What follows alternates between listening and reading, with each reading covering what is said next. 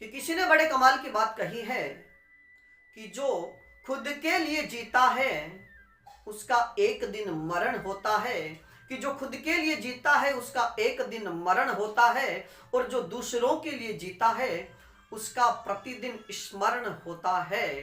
नमस्कार मित्रों, मैं बीएन राजस्थानी फिर से हाजिर हूं एक प्रेरणादायी कहानी लेकर के।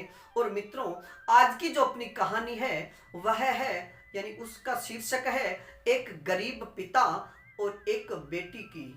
तो मित्रों, एक बार एक गरीब पिता, अब जिसके बुरे हाल थे, यानी बहुत गरीब था, जिसके पास पहनने को अच्छे से कपड़े नहीं थे, वह अपनी बेटी को लेकर के अपने शहर की सबसे महंगी होटल में गया। यानी वो लड़की जो स्कूल ड्रेस में थी, यानी उसे उसके पिता सीधे स्कूल से अपने शहर की सबसे बड़ी होटल में लेकर गए थे। और वहां जाने पर वेटर ने उनसे पूछा कि सर आपको क्या चाहिए। तो उस लड़की के पिता ने कहा कि आप मेरी बेटी के लिए एक पाव भाजी की प्लेट तो तैयार कर दीजिए। तो वेटर ने कहा कि आप तो दो जने हो, एक प्लेट से क्या होगा। तो पिता ने कहा कि मैं एक गरीब हूं, मैं 2 प्लेट का पैसा नहीं चुका सकता। मैंने तो इस होटल में आने का जो इरादा है वह भी अपनी बेटी से किए वादे के अनुसार मुझे यहाँ आना पड़ा है। कि मैंने अपनी बेटी से जब ये 10वीं में प्रवेश लिया था उस समय कहा था कि अगर तुम जिले में टॉपर रहती हो, अगर जिले स्तर पर टॉप करती हो, तो मैं तुझे हमारे जिले की सबसे महंगी होटल में पाव भाजी खिलाऊंगा। और आज मेरी बेटी ने वह लक्ष्य प्राप्त किया है। ऐसी बात सुनकर के वेटर बहुत प्रसन्न हुआ और उसे प्रसन्नता हुई कि हमारे शहर की बेटी ने जिले पर प्रथम रैंक प्राप्त की है। वेटर अपने होटल मालिक के पास में जाता है और जाकर के कहता है कि उन सर ने, यानी वो साहब बैठे हैं, उन्होंने 1 प्लेट पाव भाजी मंगवाई है, लेकिन उनकी बात सुनने के बाद मैं उनके लिए 2 प्लेट ले जाना चाहता हूं। दूसरी प्लेट का जो मूल्य है वह आप मेरी तनख्वाह में से काट लीजिए। तो होटल के मालिक ने कहा कि ऐसा क्यों, क्या बात हो गई।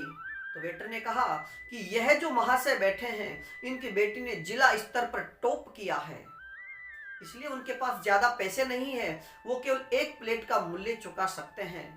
तो मैं 1 प्लेट का मूल्य मैं दे दूंगा। ऐसी बात सुनकर के होटल के मालिक ने कहा कि इतनी छोटी बात मत करो, और तुम यहाँ से 2-3 प्लेट तैयार करके उनके सामने रखिए और 5-7 किलो मिठाई भी उनको ले जा करके दीजिएगा और कहिएगा कि हमारी होटल की तरफ से तुम्हारे लिए एक छोटा सा गिफ्ट है, और जाकर के खुशियां मनाओ क्योंकि हमारी बेटी ने हमारे जिले का नाम रोशन किया है।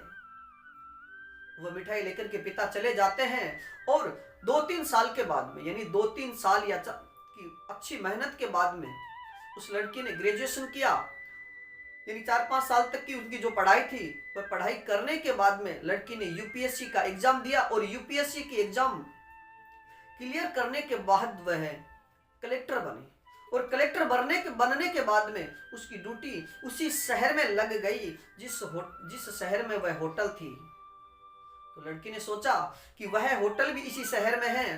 तो लड़की ने उस होटल के मालिक के पास में संदेश भिजवा दिया कि तुम्हारे शहर की जो जिला कलेक्टर है वह तुम्हारे होटल में पधार रही है। ऐसी बात सुनकर के होटल के मालिक ने अपने होटल को पूरी तरह से सजा दिया, और वह अपने पिता को साथ लेकर उस होटल में पधारती है। जिला कलेक्टर को आया देख करके होटल का मालिक बहुत प्रसन्न हुआ, और उसी समय उस लड़की ने कहा, यानी उस जिला कलेक्टर ने कहा कि साहब आपने हमें पहचाना। तो होटल के मालिक ने कहा नहीं। तो लड़की ने कहा कि मैं आपके, यानी ठीक 5-7 साल पहले ठीक आपके होटल में जब मैंने जिला स्तर पर टॉप किया था उस दिन आपने पार्टी दी थी, और मैं वही लड़की हूं जो आज आपके सामने एक कलेक्टर के रूप में खड़ी हूं। और आज की पार्टी मेरी तरफ से आपके पूरे स्टाफ को और आपके पूरे शहर को आज पार्टी मैं दूंगी। तो मित्रों, इस कहानी में जो लड़की है उसने उस होटल के मालिक के द्वारा जो पार्टी दी गई थी उसको एक प्रेरणा के रूप में स्वीकार किया और अपनी लगन और अच्छी मेहनत से उसने ये पद प्राप्त किया।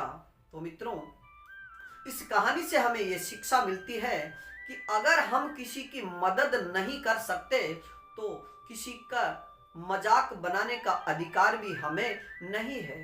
यानी अगर हम किसी की मदद नहीं कर सके तो हमें किसी की मजाक भी नहीं बनानी चाहिए। तो मित्रों, आज के लिए इतना ही। बाकी फिर मिलेंगे इसी प्रकार की एक प्रेरणादायी कहानी लेकर के। धन्यवाद।